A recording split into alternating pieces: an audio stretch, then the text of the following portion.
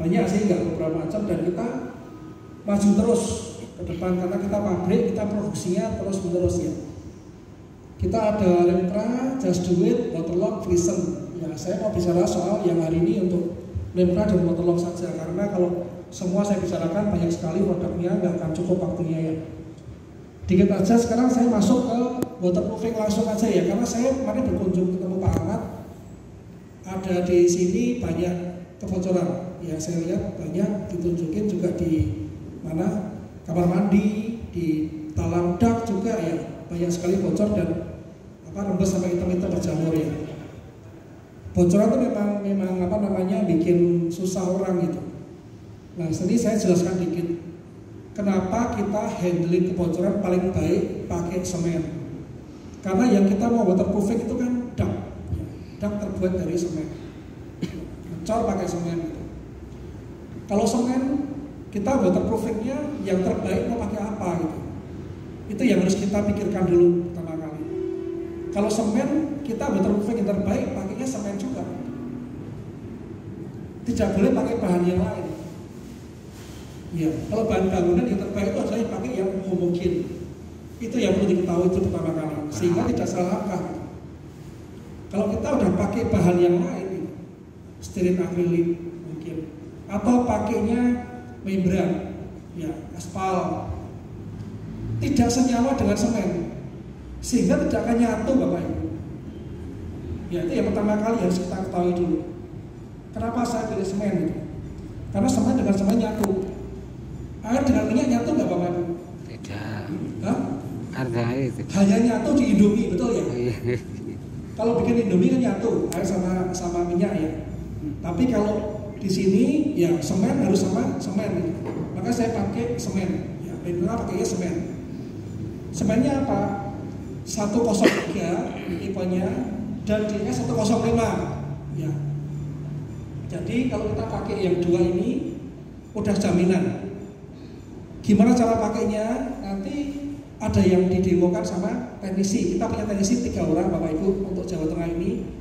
Nanti kalau Bapak nemuin masalah pakai Lemtra, nemuin masalah pakai DS atau pakai apapun ya produknya Lemtra, kita bisa kirim teknisi. Minta tolong teknisinya gratis, nggak bayar. Ya. Nggak cuma di sini aja, Bapak Ibu mungkin Pak Ahmad mungkin punya kerjaan di luar rumah sakit, katakanlah bikin rumah gitu, mau waterproofing, bisa Pak minta tolong sama teknisi kita juga boleh. Ya. Minta tolong, nanti teknisi kita datang supervisi supaya kerjaan itu nggak salah.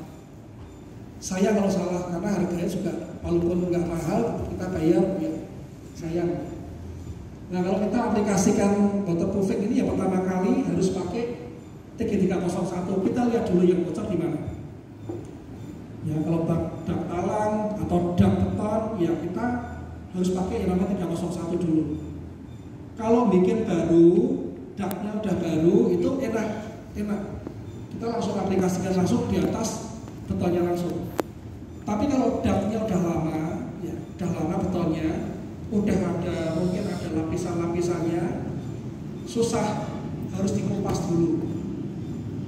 Ya saya sudah jelaskan ke Pak Ahmad kemarin, mungkin Pak Ahmad juga bingung kemarin harus dikupas ya susah gitu ya Pak, tebel gitu. Tapi itu langkah yang terbaik. Karena apa? Makin lama makin tinggi waterproofingnya, makin didobel-dobel, makin tidak menyelesaikan masalah. Tapi malah bocornya makin parah. Ya, itu yang terjadi pasti. Satu, orang bisa pakai membran. Membran itu diharapkan dia bisa melapisi dengan baik. Karena orang berpikir airnya nggak akan nembus ke dalam aspalnya, membrannya terpisah. Tapi membran ini butuh panas yang tinggi untuk nempel. Ya, sedangkan panasnya kita tuh nggak stabil, di bawah ini nggak stabil. Kalau malam ya dingin. Ya, yang nempel ke daknya itu kan dingin. Sehingga apa? Dia lama-lama akan mengkerut. Ya, susut. Kalau sudah susut, di pinggiran-pinggirannya itu akan apa? Akan ketarik gitu sudutannya, sehingga bocor lagi. Ya kalau pakai membran hanya tahan paling banyak 2 tahun. Itu pasti. Banyak yang sudah pakai membran dan kita sudah banyak sekali handling waterproofing yang pakai membran. dan itu gagal terus 2 tahun, bongkar lagi. Aspal juga sama. Ya. Saya pernah bongkar aspal yang di panel sekuritas di jalan Semarang ya. Itu gedungnya panel sekuritas itu bocor semua. Ternyata pakai aspal. Kita bongkar, kemudian dibersihkan semua aspalnya. Susah memang Pak, susah.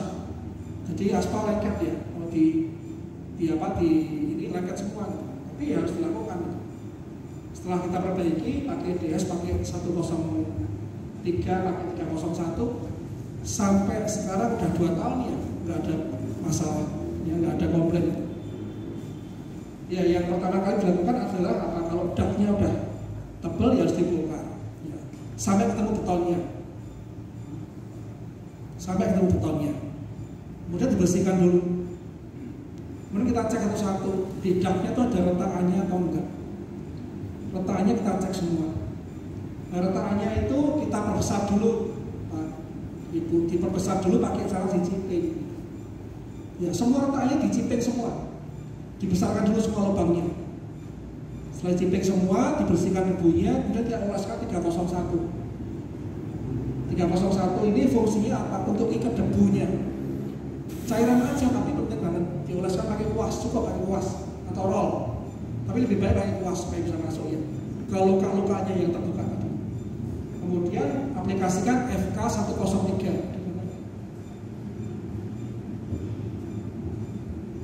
Ya ini 301, dipakainya ini. Itu 03. Ini ada yang 1 kiloan, 5 kiloan, 30 kilo ada. Kita punya. Ya. Pakai ini, tutupnya pakai ini. Yang tadi dibesarkan tadi, diciping tadi, ditutup pakai ini. Setelah itu tunggu sampai kering. Lalu seluruh areanya dikasih 301. Jangan semuanya ya, yang ibu bapak mau kerjakan dulu aja. Sebatas yang dikerjakan dulu. Kalau ini hari ini bisa kerjakan 20 meter persegi ya 20 meter aja. Kemudian aplikasikan DS 105. DS-nya. Nah ini Pak. Ini ada kemasan 5 kilo sama 30 kilo. Pakai ini dengan cara diaplikasikan pakai scrub. Pakai tangan aja, pakai scrub itu, tekan ke bawah. Jadi setelah 301, kemudian ini. Kemudian kita pasangin yang namanya fiberglass tulangan itu. Tulangan fiberglass. Ada contoh pakai terus nggak? Pas ada contoh pakai terus ada Pak.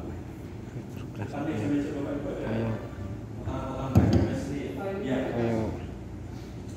Cuma dari rumah sakit nggak pakai aluminium foil kan ya, pakainya kain kasar gitu. Sehingga apa ini lukanya nggak terbuka lagi.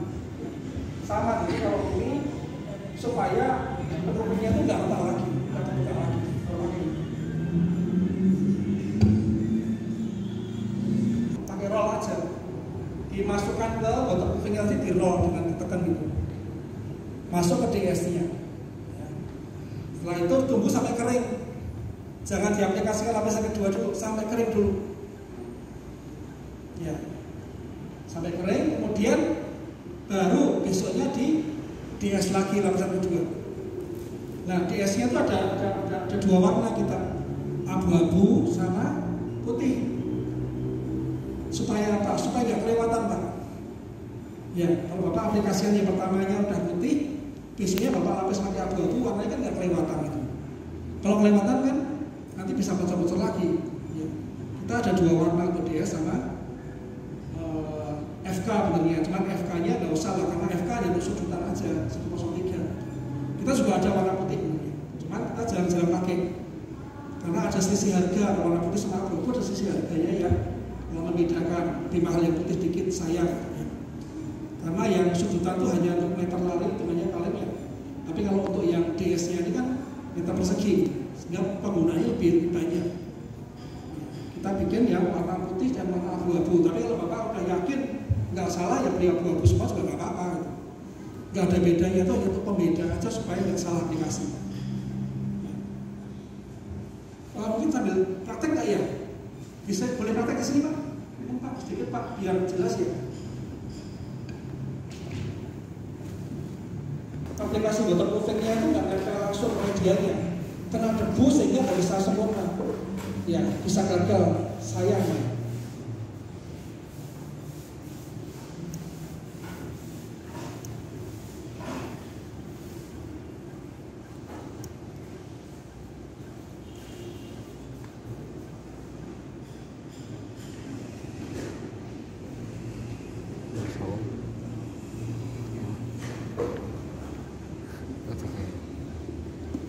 Sosialisasi kan ting Mas Anjar ting ting ting ting ting.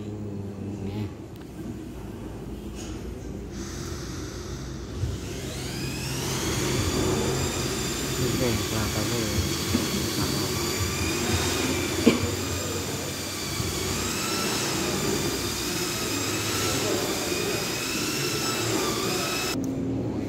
Yaitu sebutannya pakai SK 103. Bagian sujudnya aja 103. Pakai waterproof.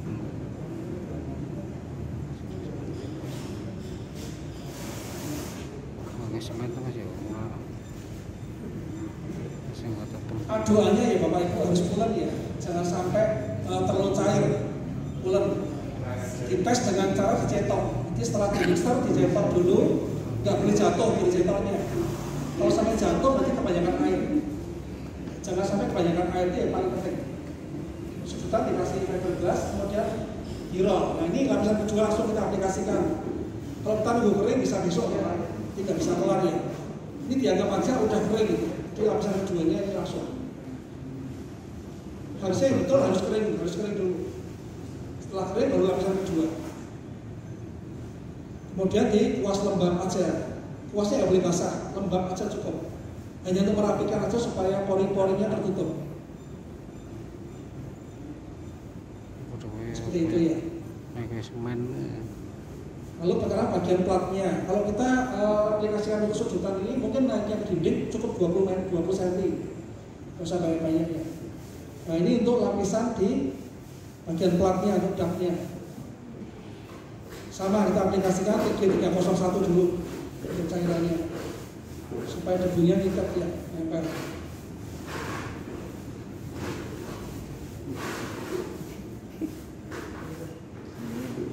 Mekanik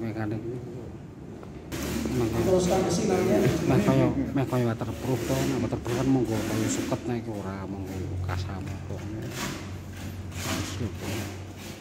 Dan pasangnya fiberglass. Fiberglass gede. Ora untuk barang terutama. Dorong. Fiberglass sih.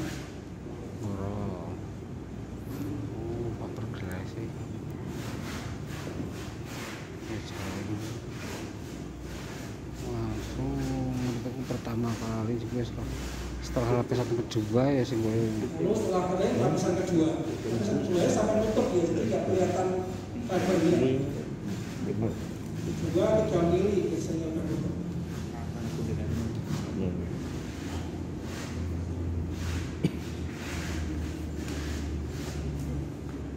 Ya cukup seperti ini aja, kemudian dirapikan lagi pakai pos lembab supaya pori-porinya nutup semua.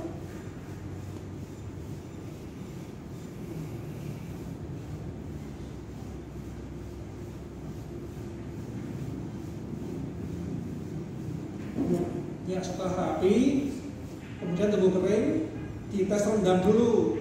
Ya, jangan diapa-apa dulu, dites rendam dulu Pak. Dites rendam.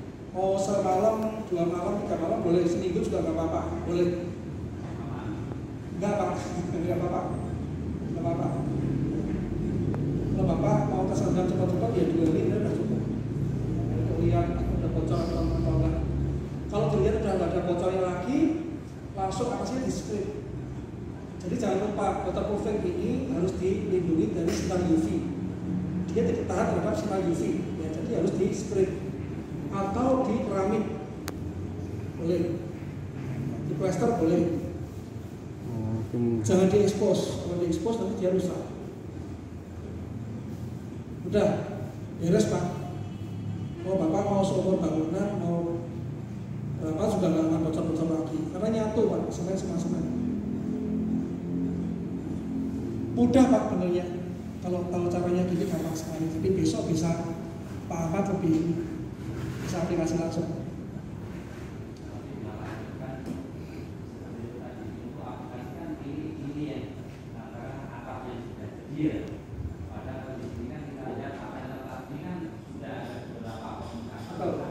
Yang susah ya pelapis-lapisnya. Ya. Selanjutnya yang saya tanyakan itu masalah pembebasan air.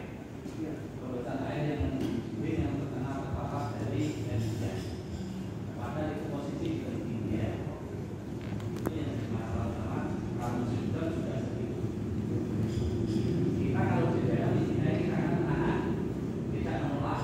Kalau di luar ini menolak. Tapi kalau di daerah kan menahan. Pak Ahmad bagus banget ya, itu kalau kita waterproofing itu apa sih? Harus diaplikasikan yang betul, yang paling betul di mana sih? Di luar bangunan, bukan di dalam bangunan. Karena waterproofing ini sebagai payung, ya kita dilindungi dari hujan payung, dilindungi dari hujan bangunannya supaya nggak rembes air, itu waterproofing ya. Jadi di luarnya Pak memang. Jadi kalau tempat tinggi pun ya dindingnya itu harus di-waterproofing gitu ya Pak. Tapi setelah plesteran, nah itu ya harus sewa itu Pak, scaffolding, susah Pak. Memang harus pakai, ya. Memang kebanyakan kendala seperti itu. Lebih banyak lagi kendala kalau rumahnya pet-petan Pak, sama tetangga gitu. Yang tidak bisa di-waterproofing dan ada celah itu paling susah Pak. Itu masalah Pak. Ya. Kita ntar mau ke rumah tetangga karena gentengnya ribut ya, itu masalah sekali. Tapi kalau selama masih ada celah untuk dimasukin untuk scaffolding, nggak masalah. Bisa.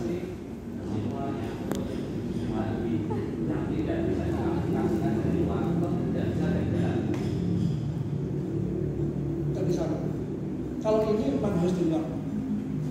Waterproofing dimanapun kalau untuk bagian dalam Pak nggak akan bantu. Tidak akan membantu karena waterproofing harus bagi payung.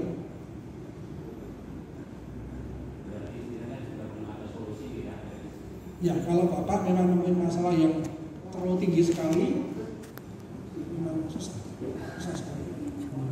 Ya. Kalau talang dan beton, ya dinding yang bisa terjangkau oleh manusia bisa. Kita punya produk, nanti saya jelaskan dikit ya, yang satu lagi waterlock. Ini mampu nahan aliran air negatif. Jadi untuk dinding yang sudah ngompol, dinding yang sudah jamuran, dia nggak lebih parah, nggak akan gelembung, nggak akan blister, nggak akan lepas. Kita punya produknya. Ini produk yang untuk apa namanya semen hidrogen untuk dinding juga bisa. Kalau dinding diaplikasikan di atas plesteran Pak, sebelum diaci. Plesteran, di waterproofing, kemudian baru diaci, dicat. Kalau ditaruh di apa namanya di bata langsung boleh nggak? Boleh Pak, tapi boros ya. Karena lubang-lubangnya bata kan banyak. Kalau di plaster dulu, plaster dulu baru di DS ini. Tapi kalau di dinding nggak perlu pakai FK Pak, memang pakai DS saja. Atau kita juga punya lagi satu lagi apa? PG apa ya? CD benar-benar mengampung ya. Sebentar saya mau jelaskan yang 103 ya apa namanya? Flooddrain. Nah ini Pak, kita lihat banyak Pak area apa namanya flooddrain Pak yang seringnya kalau masalah di situnya. Retakan di flooddrain itu sama Pak, penanganannya harus pakai FK 103. Ini yang sering merupakan masalah ini flooddrain. Jadi pipanya peralon itu nggak nyatu sama semennya, seringnya retak di situnya. Nah itu gimana handlingnya? Retaknya diperbesar juga. Ya itu contohnya ada Pak. Oh iya itu Pak. Tak pinjemin sebentar Pak guys. Mau tinggal ya kan. Sing tukang bangun apa? Surakan ya, ini nggak pernah nyatu. Jotun ini. Jadi letak di sini Pak seringnya. Ya. Dia soalnya ada di sini seringnya. Karena ini plastik ya sama nggak pernah nyatu. Ini caranya di clipping sini. diperbesar supaya sebenarnya masuk lebih banyak. Kalau kita celahnya cuma segini dimasukin lem untuk gampang pecah lagi. Tapi kalau diperbesar sekian, lemnya banyak, kan untuk pecah lagi susah. Itu kenapa diperbesar? Kalau yang banyak mungkin diperbesar seperti itu. Diperbesar, kemudian diolesi T301 supaya hidungnya bersih ya, supaya waterproofingnya itu tempelnya sempurna. Kemudian baru di finish pakai FK103. Kemudian dibuat lembab. Udah, masalahnya selesai. Tidak akan letak lagi. Jadi pakai bisa masuk ke semua. Capnya aman. Jadi pakai 03 yang sekian saja cukup. Dan kan cuma 17.000 kalau nggak mahal. Kalau mau dilihat boleh.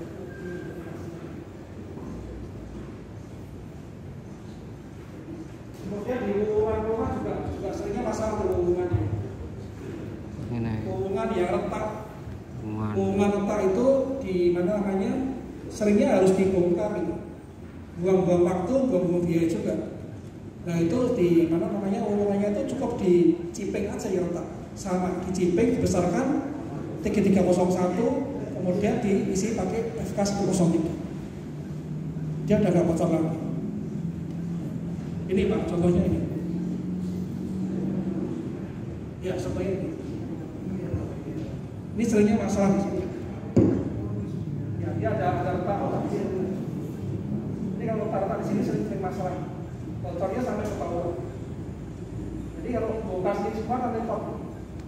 Ini aja diperbaiki, dicimping aja. Dicimping kemudian ditambal pakai 1.0. Sudah selesai masalahnya. Tidak akan bocor-bocor lagi. Ya karena semen itu kan nempelnya kan selamanya. Kalau pakai bahan yang lain-lainnya ya tahan paling setahun. Nanti ulang lagi.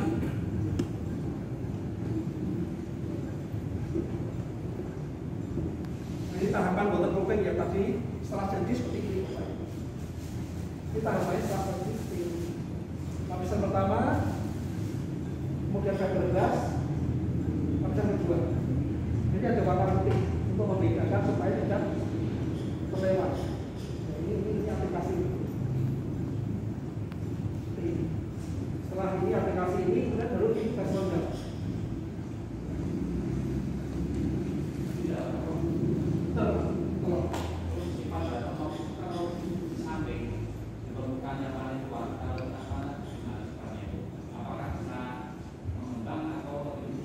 Ya, saya jelaskan mengenai waterlock ya sekarang. Waterlock aja dulu.